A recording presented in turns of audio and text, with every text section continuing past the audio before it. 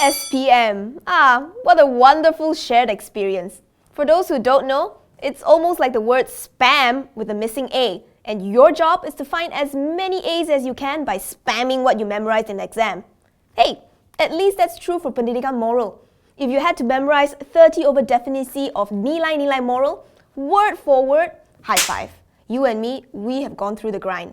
So yes, if you have great memory power, more than half the battle is won. Flush your nilai-nilai out like diarrhea on exam day, leave the school, and continue to drive badly on the road, down 1 liter of soft drink every day until you get diabetes, throw away babies born out of wedlock. Wait, what?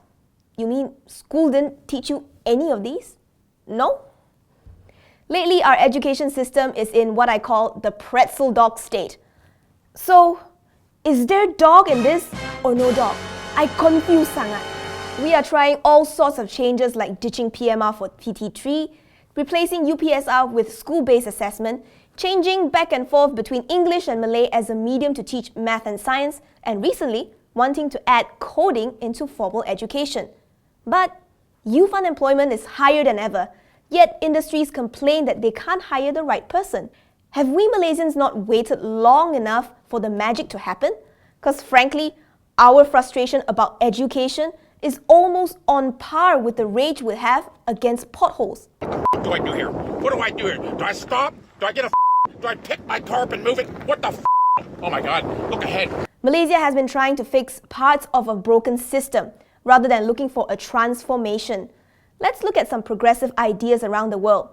What did they get right? Finland, 5.5 million population, GNI per capita 40,000 USD, versus Malaysia, 30 million population, GNI per capita 22,500 USD. We have 6 times the manpower, but making half the money. What sorcery is Finland using? Now, this little Santa Claus land is cold, has no oil, limited natural resources, so they had to rely on their people. For the second year straight, Finland topped the World Economic Forum's Human Capital Index. The survey found that Finland benefits from a well-educated young population where almost everyone has survived through basic education. Now, not just any basic education, they also scored the highest in terms of quality for primary school. The even more shocking difference in their education culture is that their kids don't even go to school before 7 years old. Homework in high school is rarely more than a half-an-hour affair. And you guessed it, very little standardized testing.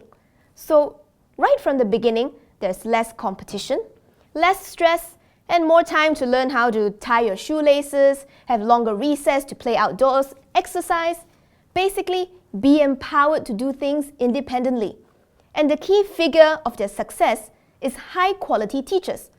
All of them must have a master's degree. Teachers choose their books, customize lessons for their class. Their job is similar to an entrepreneur, finding the best plan to get the best returns. A teaching position in Finland is so competitive that one vacancy will attract 40 applicants. So, what can we learn from the Finns system? Freedom, independence, individuality, and of course, attracting the best candidates as teachers to public schools. I repeat, the best candidate as teachers. But unfortunately, the way our schools are structured makes teaching even more challenging than it already is. It's hell of a job, and I believe that most educators enter the field with a mission. Low pay? Never mind. Long hours? It's okay, so long as the children learn. But imagine dealing with 40 to 50 kids for 13 hours a day, stuffed into a tiny classroom, and when they refuse to settle down, it's like 50 kettles boiling at the same time. I'm so sorry, teacher. I was that little who just wouldn't shut up in class. The pain of class management shows that our children aren't taught to behave themselves without strict enforcement of orders. We coop up the ball of energy in small spaces and expect them to stay still. It won't hold for long, obviously. Even the most anal Asian countries like Japan sees the rise of alternative schools like this one. It's designed to fulfill the need for doing the same thing over and over again, through which children investigate the world. Sure, you can say the architecture is one of a kind. But without a shift in purpose of education, would such a design be inspired? Japanese kids are taught to be incredibly independent from a very young age. Even lunchtime is a big deal.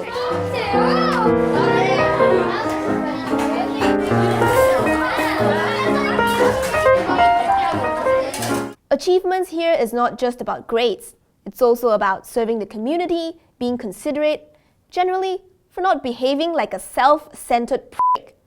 For us, we are so distracted by changing fancy furniture and forgot that plumbing and wiring is essential for a house to be livable. It's like piling expensive makeup on bad skin. Now, the real question that needs to be answered here is, how do we prepare students to learn better and for teachers to teach better? The fact that education is our favorite topic to bitch about is a desperate plea for a real solution. Those who can afford it are flocking to expensive international schools. What about those who can't? It feels like this.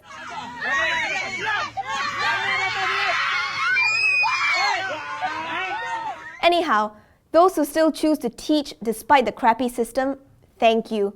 As for students, good luck in your exams. Do your best, but don't get too hung up about the A's. 'Cause I turn out all right. Or maybe I just didn't try hard enough or dream big. Just saying.